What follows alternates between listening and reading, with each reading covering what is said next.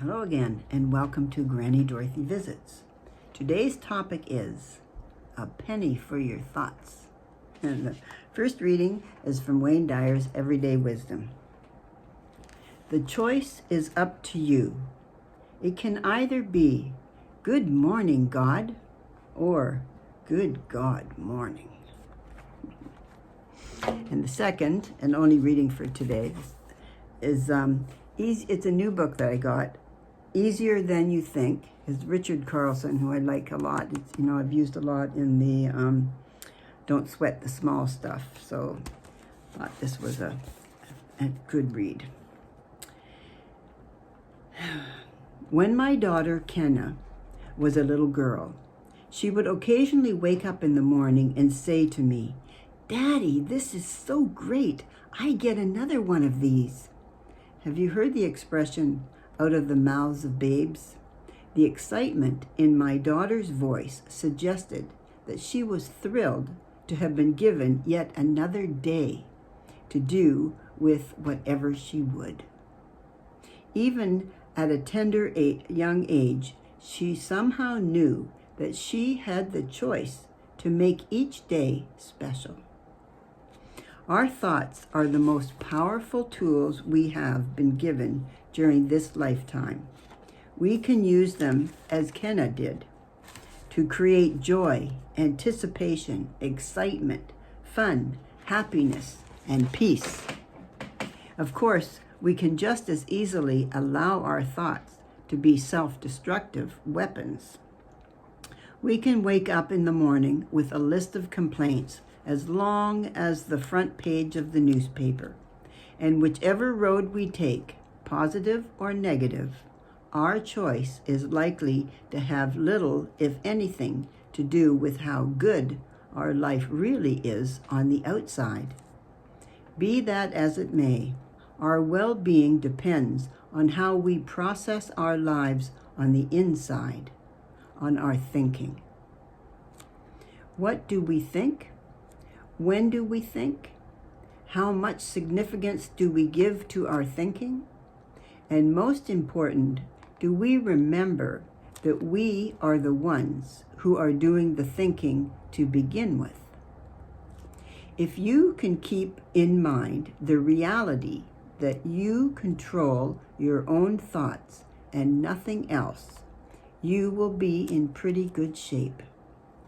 Whenever our negativity creeps into your mind, which it will do on a regular basis, remember two things. You are the one who is creating the negativity with your own thinking. But more important, you have the power to stop it. Our thoughts have the power, if left to their own devices, to take us to either great heights or miserable depths. This is why it is so important to remember that we are the ones in control. We can follow our thoughts as they arise, or we can change or drop them. We alone have the choice. I encourage you to start paying attention to the thoughts that are taking up space in your mind. Are they leading you to places where you want to go? Or are they encouraging you to be unhappy, self-defeating, angry, or frustrated? If you are having any of these feelings, or any other feeling that you wish would go away, the first place to look is not outside yourself. Instead, try to recognize what's going on inside your own mind. Once you recognize your negative thought patterns, you have the power to stop them. The change is just that simple. Step forward and change your thoughts, and you'll improve the way you feel. It's a slight shift from believing the world is going to somehow come around to your way of thinking, to realizing that you are the one who must change the way you think. Bingo!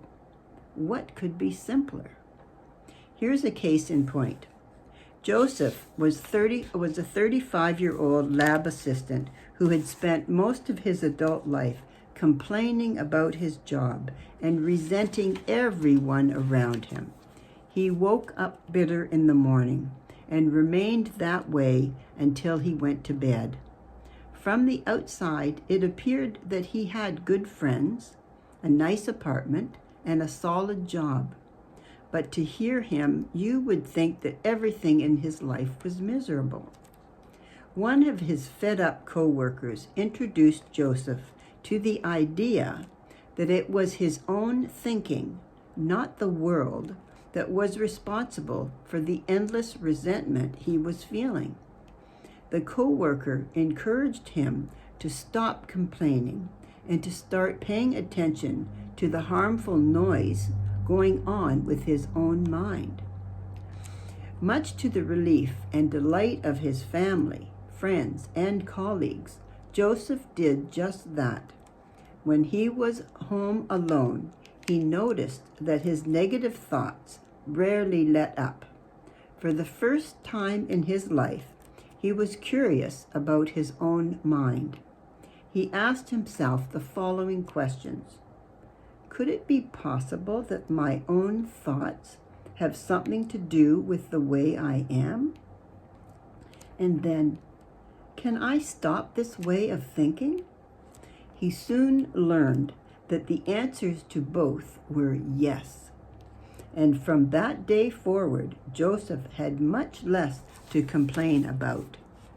A small shift in his understanding opened the door to a whole new life for Joseph, and it can for you as well. Begin paying attention to the thoughts that are going on inside your head. Whatever they happen to be, it's totally fine. There's no need to resist them. Remind yourself that your thoughts are just thoughts. Just a check is worthless without your signature. Your thoughts cannot harm you without your consent. You could be having the worst series of thoughts in the world about yourself, but if you remember that they are just thoughts and nothing else, you will be able to dismiss them, or at the very least, to give them less significance. Once you are no longer afraid of your thinking, the transformation in your heart and mind will amaze you, and every day you will feel like a gift. Although this is such a small change in perception, if taken to heart, the results can truly change your life.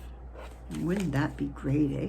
I mean, we all get negative talks. There's thoughts in our heads, and they can just come in, I don't know from where or whatever. And the key is, just dismiss them. Don't focus on them. Don't believe them. Just focus on the positive. Think about it. Just if you're mindful of it, then you can make changes in your life. And that would be a really big change to make, eh? If when the negative thought comes in, just dismiss it. And then think good thoughts. And then you'll have a good life. And that's what I want for you. A good, happy life filled with love. I send you my love. Until next Monday. Bye for now.